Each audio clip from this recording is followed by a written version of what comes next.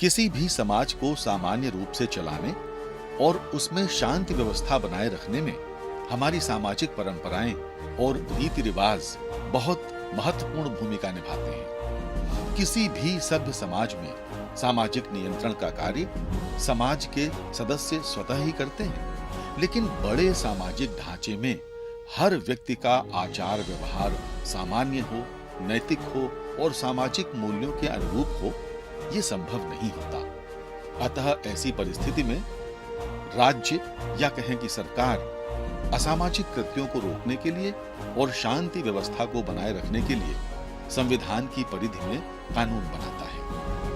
अपने देश भारत की बात करें तो यहाँ मुख्यतः भारत अपराध संहिता यानी आईपीसी और भारत आपराधिक प्रक्रिया संहिता यानी सीआरपीसी मुख्य रूप से इन दो में कानून विभक्त हैं।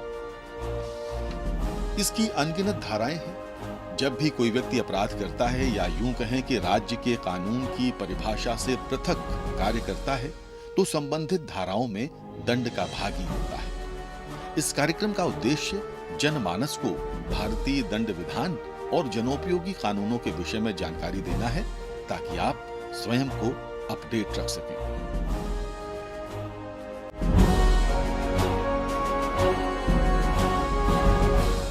देखिए, धारा 144 सीआरपीसी का जो तात्पर्य है उसमें डिस्ट्रिक्ट मजिस्ट्रेट या उनके सबऑर्डिनेट एग्जीक्यूटिव मजिस्ट्रेट्स को ये पावर होती है कि अगर उनको लगता है कि तत्काल कहीं कोई प्रॉपर्टी या कहीं कोई चीज़ खतरे में है तो उसको बचाने के लिए वो एक लिखित ऑर्डर पास कर सकते हैं कि आप इस प्रकार के एक्ट नहीं करेंगे। जैसे आप देखती हैं कि धरना प्रदर्शन में डिस्ट्रिक्ट मजिस्ट्रेट या एग्जीक्यूटिव मजिस्ट्रेट ये ऑर्डर करते हैं कि 5 आदमी से ज़्यादा इकट्ठे नहीं होंगे, भीड़ इकट्ठी नहीं होगी, लोग इस रास्ते से नहीं जाएंगे। इस प्रकार की जो प्रिवेंशन के एक्शंस हैं वो धारा 144 के तहत एग्जीक्यूटिव मजिस्ट्रेट द्वारा लिया जा सकता है।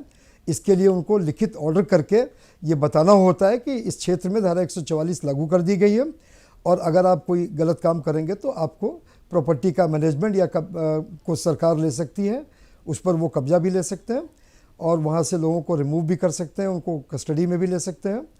और इस प्रकार डिस्ट्रिक्ट मजिस्ट्रेट को या एग्जीक्यूटिव मजिस्ट्रेट जो उनके अंडर में होते हैं उनको ये पावर होती है कि 144 में शांति बनाए रखें, उसके लिए जो आवश्यक कार्रवाई हो उसके निर्देश जारी कर सकते हैं।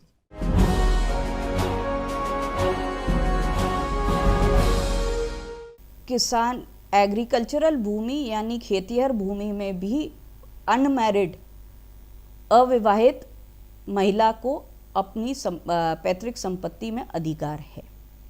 ये इंट्रोड्यूस हुआ था संशोधन के द्वारा और आज की तारीख में जो उत्तर प्रदेश के अंदर रेवेन्यू कोड है उसमें ये पूर्ण तरीके से लागू है। ये संशोधन आपका सन 2004 या 5 में आया था। अगर ये अविवाहित महिला मर जाती है, शादी कर लेती है या अगर जैसे विडोअर है और वो भी रीमैरी कर लेती है तो उसका उस पैतृक संपत्ति से अधिकार खत्म होके उसकी सेकंड लीनिएज जो कि उसमें यूपी रेवेन्यू कोड में दिया हुआ है उस शेड्यूल के तहत अगले जने पास चली जाएगी। इसका पूरा पर्पस ये है कि पारिवारिक संपत्ति परिवार के अंदर ही रहे। अगर लड़की का ब्याह हो जाता है तो मान लिया जाता है कि वो दूसरे परिवार में चली गई है, लिहाजा अगर उस परिवार में उसके जाने के बाद वो संपत्ति उसके साथ वहाँ चली जाएगी तो इस तरीके से जो इनका संयुक्त खाता है खेती का वो इतने छोटे छोटे जगहों पे बढ़ जाएगा। इसको रोकने के इंटेंशन से शादी के बाद इसमें इनका अधिकार समाप्त किया गया है और जब वो लड़की ब्याह करके दूसरे परिवार में चली जाएगी तो वहाँ की बहू होने के नाते उसको अपने अधिकार वहाँ पर मिले हुए होंगे। उसमें उसके अधिकार ये हैं कि अगर उसके हस्बैंड की डेथ हो जाती तो उसके हस्बैंड की विधवा होने के नाते उसको उसमें अधिकार हो जाएगा।